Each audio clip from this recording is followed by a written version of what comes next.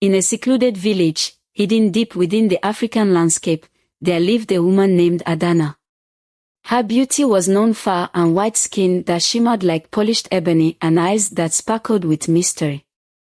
But despite her beauty, Adana lived a life marked by fear and isolation. The villagers, once enchanted by her presence, had turned away from her over the years. The reason for their fear lay in a haunting mystery that followed Adana wherever she went.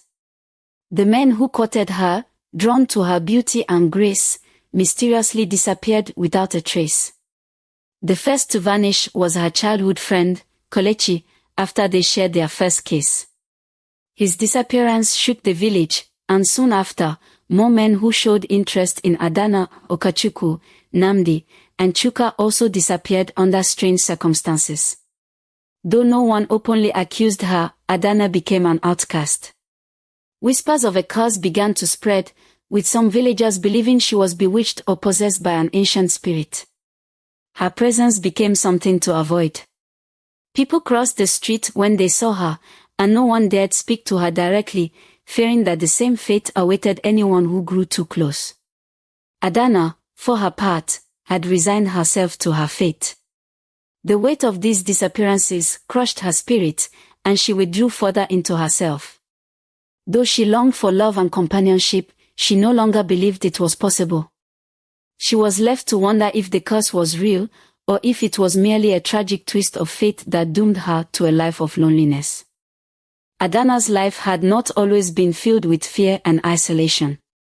In her youth, she had been as carefree as any other child in the village. Her closest companion was Kelechi, a boy she had known since they could walk. Their friendship was the kind that seemed destined, as natural as the river flowing through the heart of their village. They spent their days playing in the sun, climbing trees, and laughing at the silliest things. As they grew older, their bond deepened into something more, a quiet love that neither of them had planned, but both welcomed. Kelechi was the first to see Adana as more than just his childhood friend. His feelings blossomed naturally, like the flowers that dotted the village in the rainy season. He admired her beauty, but more than that, he loved her spirit, the way she always seemed to find joy in the smallest things, her determination, and her kindness. Adana, too, felt her heart stir whenever Kelechi was near. Their love was simple, pure, and filled with the promise of a future together. One evening, Kelechi and Adana found themselves by the riverbank, a place they often visited to talk. The air was filled with the sound of crickets, the river's gentle murmur, and the occasional call of birds returning to their nests. It was a peaceful moment, one that felt suspended in time. They sat in silence for a while, watching the reflection of the setting sun dance on the water's surface. Then, without thinking, Kelechi turned to Adana and gently took her hand. He hesitated for a moment, unsure if he should say something or simply act on the feelings that had been growing inside him for years. Finally, he leaned in and kissed her at a soft, tentative kiss that left Adana breathless. It was her first kiss, and she felt a rush of emotions, joy, excitement, and a quiet certainty that Kelechi was the one she would spend her life with. For a brief moment, everything seemed perfect. They parted with promises to meet again the next day, their hearts full of the possibilities the future held. But that future would never come. The next morning, Kelechi was gone. At first, Adana thought it was a misunderstanding. Perhaps he had gone out to the forest or the river early and simply hadn't told anyone. But as the day wore on and there was still no sign of him, worry began to gnaw at her. She went to his home, but his parents hadn't seen him since the previous night. They, too, began to grow concerned. The village organized a search party, and for days, they scoured the surrounding forest and fields, calling out his name, hoping to find some trace of him. But there was nothing. No footprints, no clothing, no sign that Kelechi had ever left the village. It was as if he had vanished into thin air. The villagers were baffled, and Kelechi's family was devastated. Adana felt as though a part of her had been ripped away, the pain of his absence almost unbearable. She replayed their last moments together over and over in her mind, searching for any clue, any sign that something had been wrong. As the days turned into weeks, the village slowly began to return to normal, though Kelechi's disappearance hung over them like a dark cloud. Whispers started to spread among the villagers, and soon, the once affectionate and friendly looks directed at Adana began to shift. People started to speak in hushed tones whenever she passed by, their eyes filled with suspicion. The whispers grew louder, and before long, a rumor began to take shape: Kelechi had disappeared after being with Adana. Perhaps it wasn't a coincidence, they said. Perhaps there was something more to it. At first, Adana tried to ignore the rumors. She believed that the villagers would eventually see reason, that they would realize she had nothing to do with Kelechi's disappearance. But as the weeks turned into months, the whispers only grew louder. The village elders, respected figures who had lived through many strange events in the village's history, were the first to openly voice their concerns. They spoke of ancient curses, of spirits that could punish those who dared cross them. They didn't say it directly, but Adana knew what they were implying, that she was somehow connected to Kelechi's disappearance. Adana was devastated. She couldn't understand why anyone would think such things about her. She was just a young woman, heartbroken over the loss of her first love. But the village was no longer a place of safety for her. The warmth and camaraderie she had once enjoyed with her neighbors had vanished, replaced by cold stares and fearful glances. People who had once been her friends now crossed the street to avoid her. Children who had once played with her as a child now ran away at the sight of her. In the months that followed Kelechi's disappearance, the village held several ceremonies, calling on the spirits for guidance. They prayed for Kelechi's safe return, but there was no answer. The village began to accept that he was gone for good, though they never spoke of it openly. The pain of his loss was too great, especially for his family, who still clung to the hope that one day he would return. But the disappearances didn't stop with Kelechi. Okachukwu, a traveler passing through the village, had shown interest in Adana after hearing about her beauty. Despite the warnings from the villagers, he tried to woo her, confident that he could break through the mysterious wall surrounding her. Adana, still reeling from the loss of Kelechi, resisted his advances at first, but eventually, she allowed herself to feel something again. She never loved him the way she had loved Kelechi, but there was a spark there, a chance for her to heal. Then Okachukwu vanished, just like Kelechi. And so did Namdi, the merchant who had tried to court her, and Chuka, the hunter who had spoken to her only a few times before he too disappeared. One by one, the men who showed interest in Adana vanished without a trace, leaving the village in a state of fear and confusion. The pattern was undeniable now. The village, once vibrant and full of life, became a place filled with fear and suspicion. Adana, once a beloved figure, was now a pariah. She could no longer deny what was happening. Whether it was a curse, fate, or something more sinister, it didn't matter. Every man who came near her disappeared, and there was nothing she could do to stop it. Years passed after the mysterious disappearances of the men in Adana's life, and she had come to accept her solitude. The pain of losing Kelechi, and later Okachukwu, Namdi, and Chuka, weighed heavily on her. The village had long since stopped talking to her, the rumor solidified into silent rejection. People feared her presence, believing that any man who dared to approach her would meet the same fate as those who had disappeared. Adana, though heartbroken, resigned herself to this lonely existence.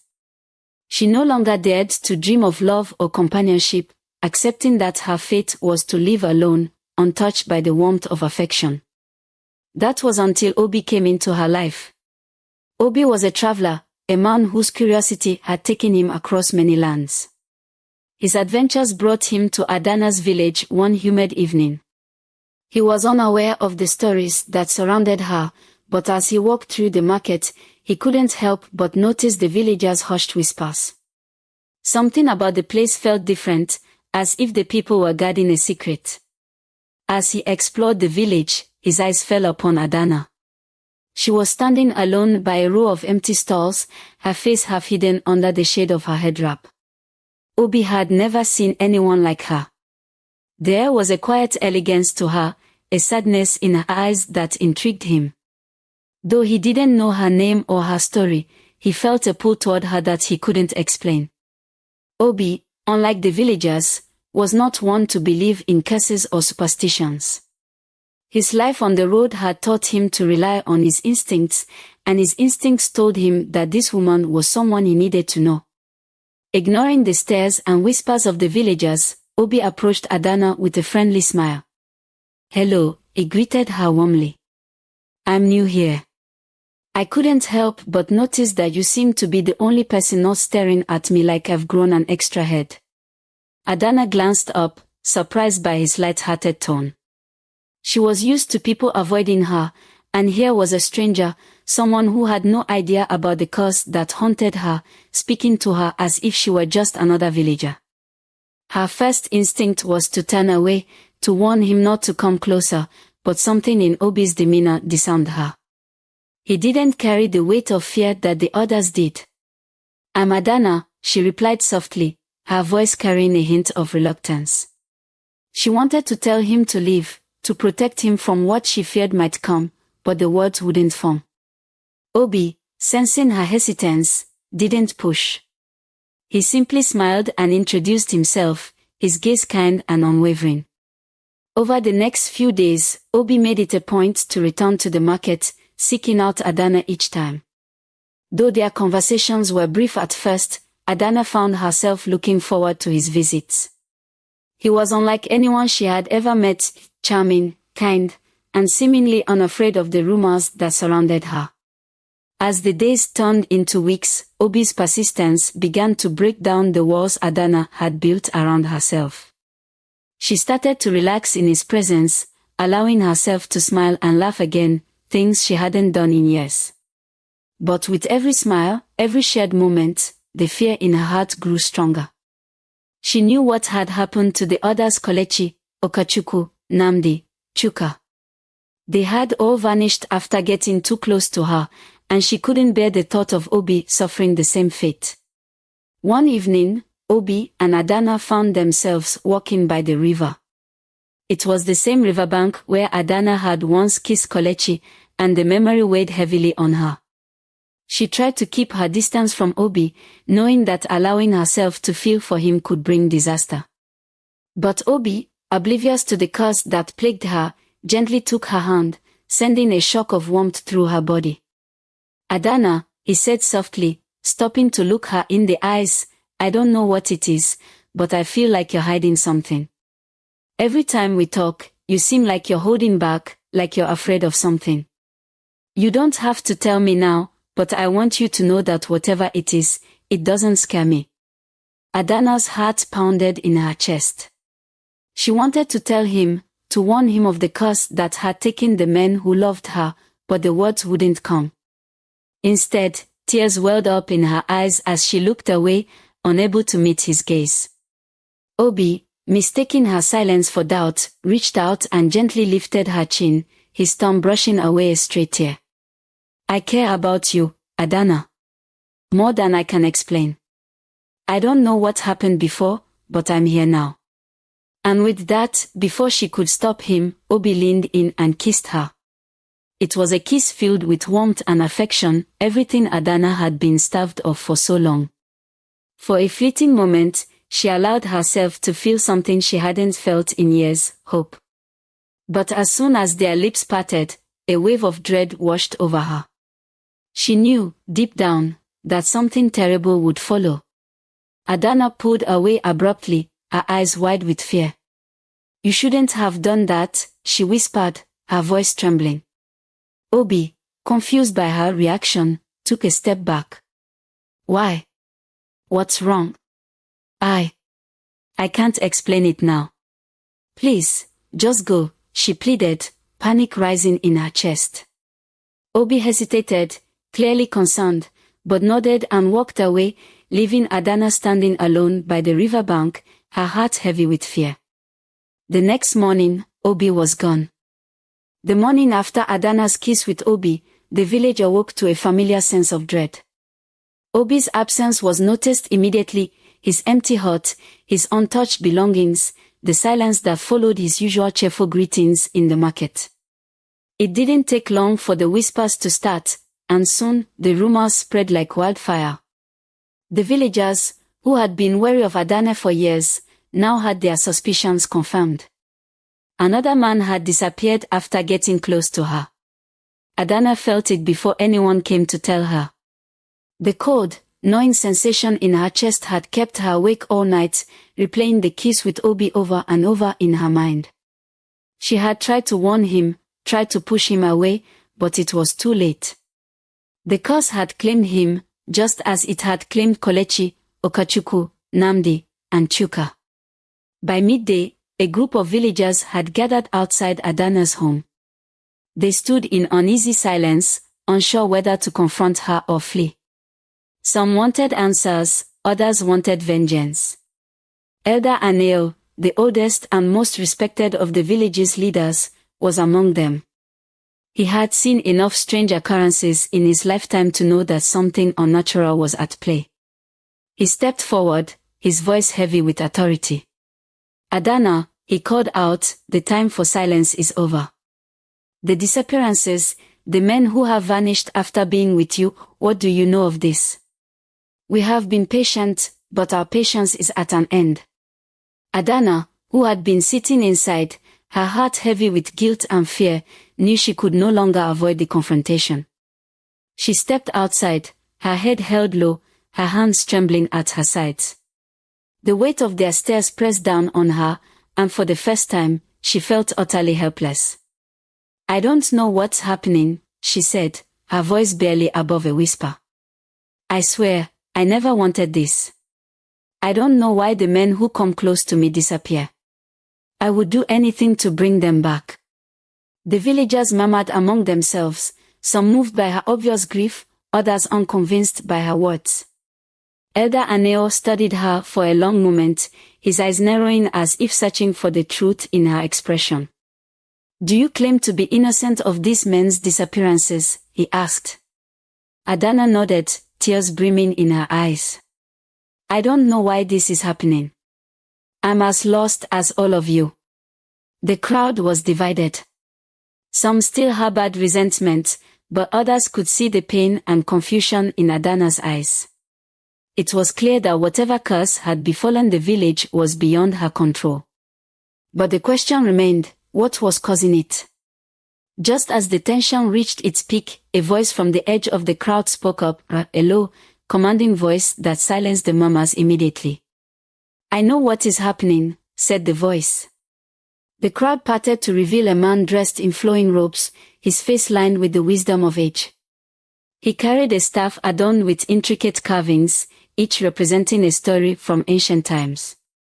This was Chibuzo, a traveling shaman known for his knowledge of the spiritual and mystical realms. He had arrived in the village only the day before, drawn by the stories of men disappearing.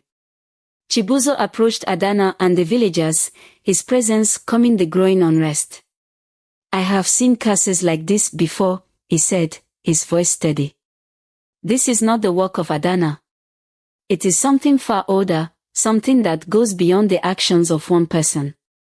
Adana looked at him, her eyes wide with both hope and fear. Could he possibly know what was happening to her? Chibuzo turned to address the crowd. Long ago, in the time before our ancestors settled in this land, there were gods who walked among men. One such goddess was the goddess of love and desire, a powerful being who could bless or curse those who crossed her path. She was beautiful, but she was also vengeful. The villagers listened intently, their anger beginning to give way to curiosity. Chibuzo continued, the story goes that one of Adana's ancestors, a man named Ekemba, fell in love with the goddess. But Ekemba, like many men, was fickle. He swore his love to the goddess, but when he grew tired of her, he abandoned her for another woman. Enraged by this betrayal, the goddess placed a curse upon Ikemba's descendants. She decreed that no woman born of his bloodline would ever know true love. Any man who fell in love with them would disappear, claimed by the goddess herself to prevent the heartbreak she once suffered. A heavy silence fell over the crowd as Chibuzo's words sank in. The villagers looked at Adana with a mixture of awe and pity, realizing that she was not the cause of the disappearances, but a victim of an ancient curse. Adana, struggling to process what she had just heard, felt her knees weaken. The disappearances, the curse, had been passed down through her family, through her bloodline. It wasn't her fault, but it was a burden to bear. Is there any way to stop it? She asked, her voice trembling. Chibuzo nodded slowly. There is a way, but it will not be easy. To break the curse, you must journey to the sacred mountain, where the goddess resides. You must offer her your deepest fear in exchange for your freedom. Only then will the curse be lifted. Adana's heart raced. A journey to the sacred mountain. She had heard stories of that place, a land where the veil between the human world and the realm of the gods was thin. Few had ventured there, and even fewer had returned. What is my deepest fear? She asked, though she already knew the answer. Chibuzo looked at her with knowing eyes. Your deepest fear is being alone, unloved, for the rest of your life. It is the fear that has driven this curse, and it is the fear you must face if you wish to break it. Adana stood in silence, the weight of his words pressing down on her. The thought of being alone forever terrified her, but the thought of living with the curse, of causing more disappearances, was even worse. She had no choice. She would have to make the journey, no matter the cost. I'll do it, she said, her voice firm despite the fear coursing through her. I'll make the journey. The villagers watched as Chibuzo placed a hand on Adana's shoulder, a silent acknowledgement of the difficult road that lay ahead. The journey to the sacred mountain would be long and perilous, but it was the only way to free herself from the curse that had haunted her family for generations. And so, with the weight of her ancestors' betrayal on her shoulders, Adana prepared to face the goddess and end the curse once and for all. Adana stood at the crossroads, her heart heavy with fear and uncertainty. The words of Chibuzo, the shaman, echoed in her mind. There was only one way to break the curse that had plagued her family for generations. She would have to journey to the sacred mountain where the goddess resided and offer her deepest fear in exchange for her freedom. Though the thought terrified her, Adana knew she had no choice. The disappearances would not stop unless she took action. The journey would be long and treacherous, but with Chibuzo by her side, she felt a glimmer of hope. Together, they set out early one morning, leaving the village behind. The path to the mountain was fraught with challenges, dense forests, steep cliffs, and chilling winds. Yet, the physical obstacles were nothing compared to the emotional weight that bore down on Adana. With each step, the faces of the men who had disappeared haunted her, their voices lingering in her mind. She thought of Kolechi, the boy she had loved so deeply, and Obi, the man who had given her hope when she thought none was left. As they camped by the fire each night, Chibuzo offered her words of encouragement, but Adana remained filled with doubt. What if the goddess refused her offering? What if she was destined to live a life of solitude forever, unable to love or be loved without causing harm? The final stretch of the journey brought them to the foot of the sacred mountain. As Adana looked up at the towering peak, she knew that she was not only climbing toward the goddess, but also toward her deepest fear, loneliness. The journey had tested her endurance, but now, as she prepared to face the goddess, she would need to summon every ounce of courage she had left. With a deep breath, Adana began her ascent, knowing that her fate, and the fate of those she loved, rested on the decision she was about to make. Adana reached the summit of the sacred mountain, her heart pounding as she stood before the stone altar that shimmered under the moonlight. The air around her felt heavy with the presence of the goddess, and the wind carried a faint whisper, as if the spirits were watching her every move. Chibuzo stood silently at her side, his gaze fixed ahead as the sky above them darkened. Suddenly, the goddess appeared, her form shifting between a beautiful woman and a fierce, towering figure, her eyes filled with ancient power and sorrow. Adana felt her knees weaken, but she stood firm, knowing this was the moment she had been preparing for. The goddess's voice echoed through the air, both gentle and terrifying. "Why have you come, mortal?" the goddess demanded, her gaze piercing through Adana. Taking a deep breath, Adana stepped forward, her voice steady despite the fear gripping her heart. "I have come to break the curse that has haunted my family. I offer you my deepest fear in exchange for freedom." The goddess's eyes narrowed, and for a moment, the world seemed to stand still. "And what is this fear?" she asked, her voice softening. Adana swallowed hard, her hands trembling. "I fear being alone, unloved, forever." The goddess watched her in silence before speaking again. "Love and pain are intertwined. You cannot have one without the other." She extended her hand, and Adana felt a rush of energy as her fear was pulled from within her, leaving her feeling both light and exposed. The goddess nodded. "The curse is lifted." As the air around her calmed, Adana realized the weight of the curse was gone. Her heart was free, though scarred by the journey. She had faced her deepest fear, and in doing so, she had won her freedom. Adana returned to the village, the burden of the curse finally lifted from her shoulders. The air felt lighter, the whispers of the villagers had faded, and though they still kept their distance, the fear that once filled their eyes was gone. She had broken the curse that had haunted her family for generations, but the journey had changed her in ways she couldn't fully understand. Though free, Adana knew the scars of the past would take time to heal. The faces of those who had disappeared still haunted her, especially Kelechi and Obi. But for the first time in years, she felt hope that she could live without the shadow of the curse looming over her. One day, as Adana walked through the village, she met the eyes of a stranger who had recently arrived. His kind smile stirred something in her heart. It was a small flicker, but enough to remind her that love was possible again. She no longer needed to fear it. Adana didn't know what the future held, but she was ready to embrace it, free to live her life without fear of losing the ones she loved. Thank you for watching. If you enjoyed it, please like and subscribe our channel.